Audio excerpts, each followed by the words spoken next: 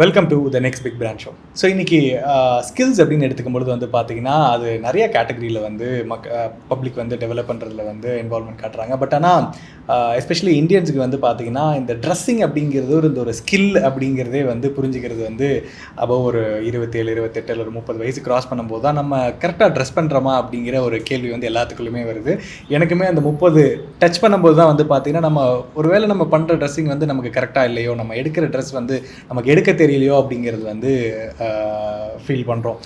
So அந்த ஒரு 30 வருஷம் நம்ம இந்த ட்ரெஸ்ஸிங்கில் வந்து கான்சன்ட்ரேட் பண்ணல அப்படிங்கிறத நம்ம நினச்சி பார்க்கும்பொழுது ஓகே, இனிமேலாவது இதை வந்து கரெக்ட் பண்ணணும், இதை யாராவது நமக்கு சரி பண்ணி தருவாங்களா, இது யாராவது சொல்லி தருவாங்களா அப்படின்னு கேட்டிங்கன்னா அந்த டைம் பீரியடில் வந்து நிறைய பேர்த்துக்கு அது அப்படி ஒருத்தர் இருக்கலாம் அல்லது கிடைக்காம கூட போகலாம். ஸோ இந்த ஒரு விஷயத்தை வந்து ஐடென்டிஃபை பண்ணி நம்ம பண்ணக்கூடிய ட்ரெஸ்ஸிங்கை கரெக்டாக பண்ணணும், அதை வந்து நமக்கு ஏற்ற மாதிரி பண்ணணும், நம்ம ஸ்டைலுக்கு ஏற்ற மாதிரி பண்ணணும் அப்படிங்கிறத வந்து ஒரு ப்ராப்ளமேட்டிக் சொல்யூஷனாக எடுத்து அதை வந்து சால்வ் பண்ண ஒரு ஸ்டார்ட் அப்போட ஃபவுண்டர் கூட நம்ம கூட இருக்கும். ஸோ நம்ம கூட வந்து பார்த்தீங்கன்னா கிளாத்ட்ரிக்ஸோடைய ஃபவுண்டர் மிஸ்டர் வைதி ஸ்டூடெண்ட்ஸ் நம்ம கூட இருக்காங்க. ஸோ இந்த வீடியோட topic how to dress. So how to dress like a man அல்லது ஹவு டு ட்ரெஸ் அப்படிங்கிறதே வந்து இந்த டாப்பிக்காக வச்சுக்கலாம் அப்படின்னு நான் நினைக்கிறேன். Welcome to the show sir. Thank you. So இந்த வீடியோ லைக் இந்த பாட்காஸ்ட் வந்து பர்சனலி வந்து இது மக்களுக்காகவா அப்படின்னு கேட்டால் அதையும் தாண்டி பர்சனலாக எனக்கு ஒரு இன்ஃபர்மேஷனாக எனக்கு ஏதோ ஒரு இடத்துல யூஸ் ஆகும் அப்படிங்கிறது ஒரு என்ன சொல்கிறது, ஒரு சுயநலம்னு கூட சொல்லலாம்னு வச்சுங்களேன். So okay, so how to dress. இன்றைக்கி பல பேர்த்துக்கு வந்து நம்ம பண்ணக்கூடிய ட்ரெஸ்ஸிங் கரெக்டாக பண்ணுறோமா அப்படிங்கிறது தெரில. ஸோ பொதுவாக இன்றைக்கி ஆஸ் ஒரு பாய் டு மென் அந்த ட்ரான்சிஷன் பீரியடில் இந்த ட்ரெஸ்ஸிங்கை கற்றுக்கிறது எங்கே கற்றுக்கலாம் அண்ட் இதை கற்றுக் கொடுக்கறதுக்கு யார் வந்து கற்றுக் கொடுக்குறாங்க, இதை யார் கற்றுக் கொடுக்கணும் அப்படிங்கிறத பற்றி நீங்கள் என்ன பார்க்குறீங்க? ஸோ நான் வளர்ந்து நம்ம அந்த டைம் பீரியட் அப்படின்னு பார்த்தோம்னா 90s ஜென்ரேஷன்ஸ், அந்த 21st சென்ச்சுரி, இந்த டைம் பீரியடில் வந்து ட்ரெஸ்ஸிங் அப்படிங்கிற கான்செப்ட் வந்து பார்த்திங்கன்னா நம்ம அதிகபட்சமாக கற்றுக்கிட்ட மக்கள் ஒன்றா நம்ம அப்பாவாக இருப்பாங்க, இல்லை அப்படின்னா நம்ம பார்க்குற சினி ஸ்டார்ஸ்.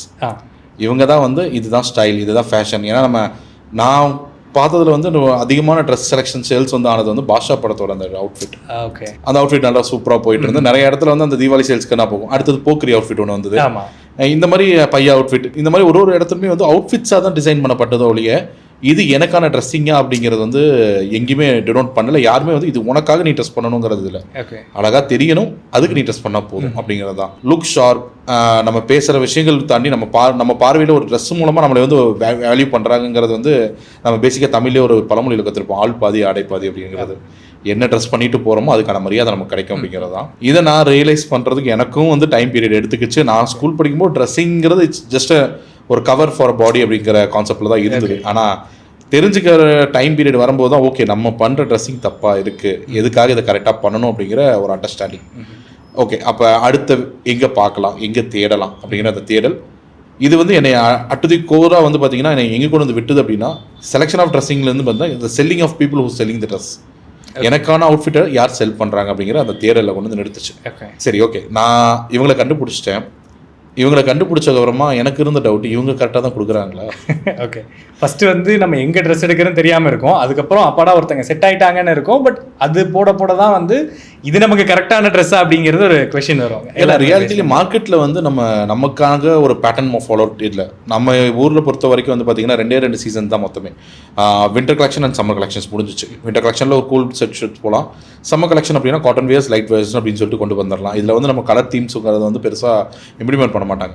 ரெண்டாவது, இந்தியாவில் வந்து ஒரு ஃபேஷன் ட்ரெண்ட் ஆகணும், அதுவும் நம்ம ஊர் தமிழ்நாட்டில் ஒரு ஃபேஷன் ட்ரெண்ட் ஆகணும் அப்படின்னா லிட்ரலி நம்ம யாரை கேட்டாலும் ஒரு வார்த்தை சொல்லுவாங்க, எப்போ ஃபேஷன் இந்தியாவுக்குள்ள வரும் அப்படின்னா ஃபர்ஸ்ட் அவங்க டினோட் பண்ணுறது ஃபர்ஸ்ட் மும்பை வரும், பாம்பே, அதுக்கப்புறம் அங்கேருந்து பெங்களூர் வரும், பெங்களூர்ல இருந்துக்கப்புறம் தமிழ்நாடு வரும், தமிழ்நாடுக்கு ரீச் ஆகணும். அப்புறமா வந்து பார்த்தோம்னா என் கேள்வி, ஒரு படம் ரிலீஸ் ஆகி பெங்களூருக்கு அந்த ஸ்டைல் ஃபேஷன் போகுது அப்படின்னா அந்த ஃபேஷன் அங்கேருந்து பெங்களூர்லேருந்து தமிழ்நாடு வரதுக்கு மினிமம் 2 to 3 months எடுத்துக்குது.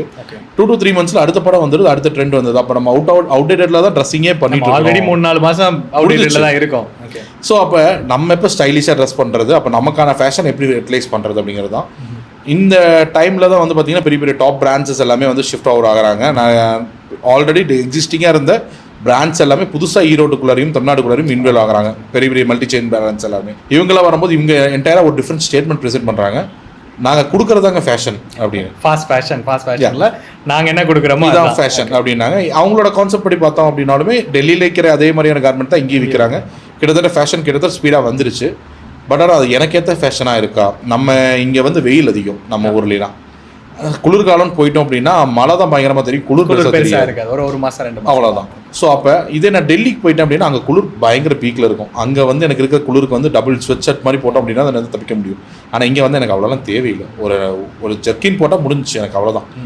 ஸோ இப்படிப்பட்ட க்ரைட்டீரியா இருக்கும்போது இந்த ட்ரெஸ்ஸுலேயும் இருக்க கான்ஃப்ளிக்ஸ் இது யார் சால்வ் பண்ணுவா? இந்த தேடல் என்னை திருப்பி கொண்டு வந்து ஒரு இடத்துல நிறுத்தணும்னா அது இன்னொரு ஸ்டோரில் வந்து நிறுத்துது.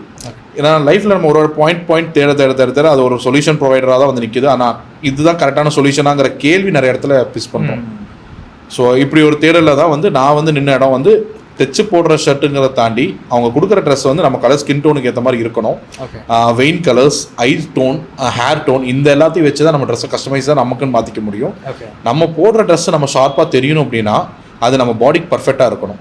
இல்லை அப்படின்னா அது ஷார்ப்பாக இருக்காது. நம்ம லுக் வைஸ்லையுமே வந்து ஒரு ஃப்ளஃபியான ஒரு ஃபிகராவோ அல்லது வந்து பார்த்தீங்கன்னா ஒரு நார்மல் க்ரௌடடான பீப்புளில் தான் தெரியும் மொழியோ நம்ம யூனிக்காக தெரிய மாட்டோம். ஸோ ஐபாட் அப்படிங்கிறது இருக்காது அப்படிங்கிறது ரியலைஸ் பண்ணிக்கிட்டோம்.